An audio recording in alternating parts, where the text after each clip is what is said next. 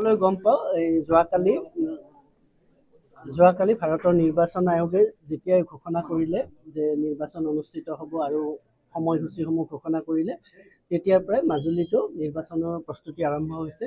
সেই মৰ্মে আজি আমি নিৰ্বাচনৰ যি আমাৰ প্ৰথম অধিসূচনা সেই অধিসূচনা জাৰি কৰিছোঁ আৰু অহা 23 তাৰিখলৈ কেণ্ডিডেটসকলে তেওঁলোকে নমিনেশ্যন ছাবমিট কৰিব পাৰিব দিনৰ 11টাৰ পৰা 3টা বজাৰ ভিতৰত।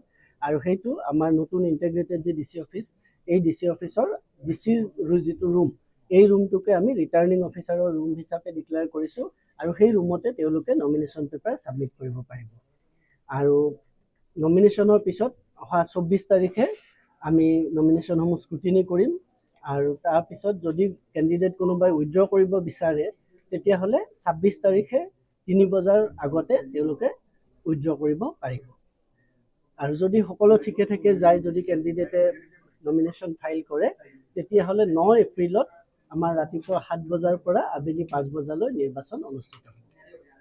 মই সকলোকে অনুৰোধ জনাইছোঁ যে মাজুলীৰ সুনাম আমি অক্ষুণ্ণ ৰাখি মাজুলীত যাতে আমি শান্তিপূৰ্ণভাৱে নিৰ্বাচন অনুষ্ঠিত কৰিব পাৰোঁ আৰু শান্তিপূৰ্ণ হ'লেই নহ'ব, লেভেল প্লেইং ফিল্ড হ'ব লাগিব, যাতে কোনো বায়াছনেছ নাহে, কোনেও যাতে বেছি সুবিধা নাপায়, সকলোৰে কাৰণে সমান।